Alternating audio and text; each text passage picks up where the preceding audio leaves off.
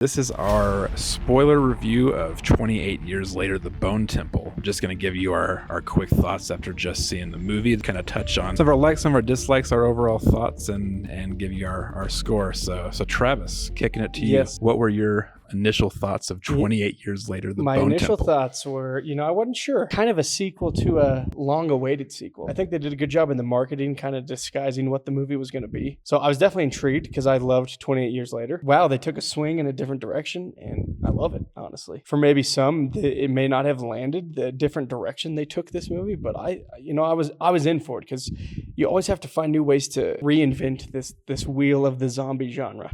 Yeah. And I thought they did a good job taking it completely different kind of direction. And, I was overall into it from the start. Yeah, I was a fan of 28 Years Later, mostly because of the different direction it went from the first two films. It is kind of a weird transition from being the third in the series, but also starting basically a new trilogy, given that this movie does well enough to warrant that third Right. one. But like you, I love the swings that it took. It definitely is different from your standard zombie fare, which I know for some people may not sit right. If you're not a fan of what 28 Years Later did, I'm not sure if you're going to be much of a fan of what The Bone Temple does. Really, this movie is kind of anchored by two different stories. You've got Spike with the Sir Lord Jimmy Crystal and the Cult of Jimmy. And then you've got Ray Fiennes as Dr. Kelson in kind of almost a buddy movie with Samson the Alpha. Yeah. Didn't see this coming.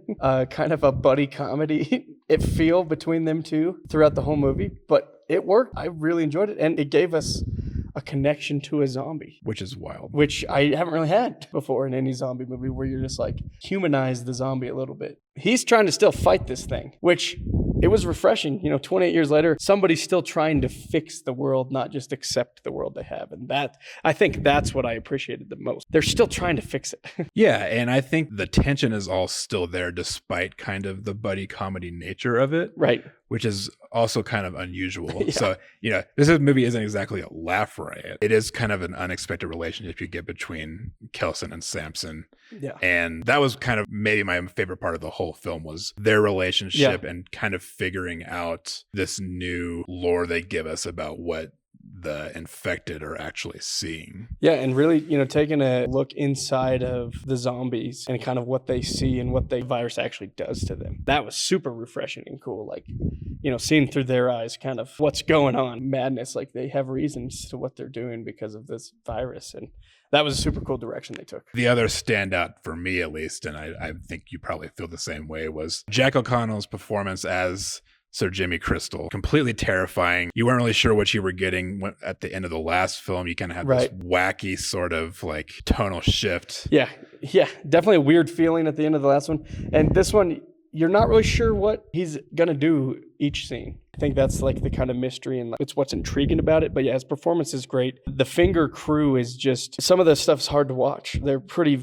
brutal. Pretty squeamish scenes. Yeah, there's definitely a few scenes that the scene in the barn, hard to watch. His performance, he really nails that. And, coming off of Sinners, I was half convinced he was going to turn into a vampire at the end and be like, aha, this is why I've survived this whole time. Definitely a terrifying performance. His whole arc throughout the movie was just kind of kept you on the edge of your seat because you kind of have these two different storylines that are going to sync up at some point. Right. And when they finally do, you're not quite sure how it's going to play out, but it ultimately leads to what's going to be really hard to top as one of my favorite scenes of the whole year. The ending, Ray Fiennes giving his best music video performance. For Iron Maiden. His performance was so unique in the first one. I felt like kind of different role for him. And so that was intriguing. But this one, it just went even deeper into that character and how their storylines sync up, how I thought this was going to come together. Like they were looking for Satan and they assumed he is Satan. Honestly, if anybody can pull off Satan, and you know what? He gave it his best shot and I was all in for it. The ending to this movie is worth the whole ride. Yeah. Like, it's worth the whole ride where they go see Satan and he really just jumps into that character and just gives the performance of a lifetime. Honestly, Oscar-worthy performance. Amazing. It's just a wild, hard to explain scene, but it makes the whole movie. Like, you're like, the whole movie was worth this. The scene is on most of the promotional material. Yeah. So Yeah. that doesn't really give anything away, but you don't know what you're in for just looking at the poster. No, but it's definitely a wild ride. So much fun. The performances, and then when he realizes, that Spike is like stuck in this crew, and then he's got to help him. That's where the movie takes a sharp turn. And Spike, he's still basically our eyes for the movie. Like we're still following him. He doesn't have to do quite as much in this movie as he did in the last one. Like I said, this one's kind of anchored by Ralph Fiennes and Jack O'Connell. Yeah, but he's trapped in this one. Like I feel like the last one he was trapped, like with like his father wouldn't let him live his life and help his mom. And this one he's trapped, but because he can't get out, but now he's trapped for fear. And so it's like you see the similar things. Like he's trapped in both movies, but this one is completely different, and you're just like, man, please escape. But then you can't escape because there's zombies still. And still a great overall performance. Like I'm impressed with his he's good with his chop. Alfie Williams, I think his name is. Yeah, very good. So we'll be interested to see his story continue if we get that. But overall, did you have any dislikes? I don't think I would say dislikes. I really think that they didn't use the zombies enough. And I wanted more of that, but again, the direction they went, they kind of didn't need it. Yeah. But I still wanted a little more. And I think that's going to be a lot of people's holdup on this movie is like, as a sequel to a zombie franchise, it doesn't give you that. We get maybe like 3 minutes of it. Yeah, and it doesn't give you like one scene really that's like, okay, there's the zombie trope that they did. And I appreciate that they like, hey, we're just going to try something completely different. The main crew all having to fight some zombies a little more would have been good. But it wasn't that I disliked that. I just wanted more.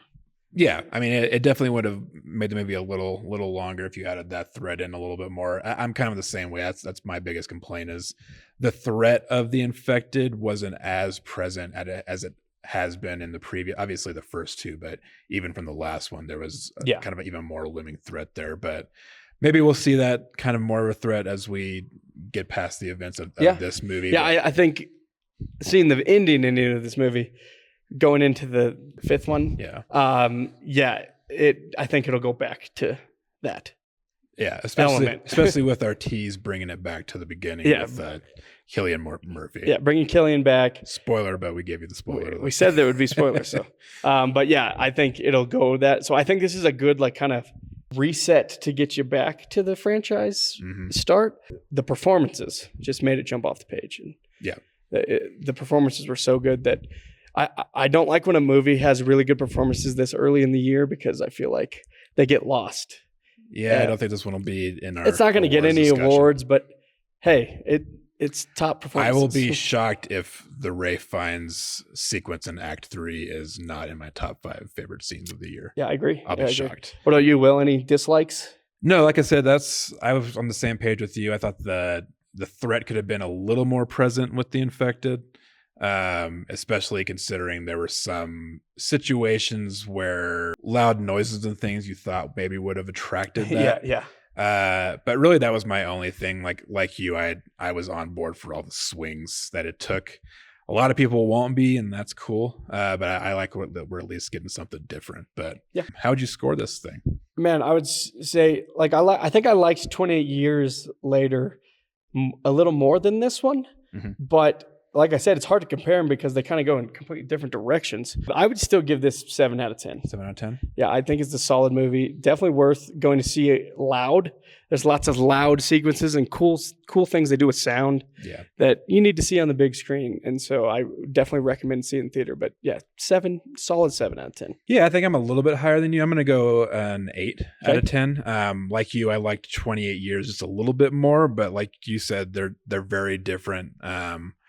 Different styles of direction, but definitely still feel part of the same universe. But pretty high in this one, especially for a January movie. Yeah, for sure. But yeah, those were our initial thoughts on 28 Years Later, The Bone Temple. Let us know what you thought down in the comments. Was this up your alley? Was it kind of more going the other direction if you weren't a fan of the 28 Years Later? While you're down in the comment section, leave us a like and subscribe to the channel, and then come back for another review next time.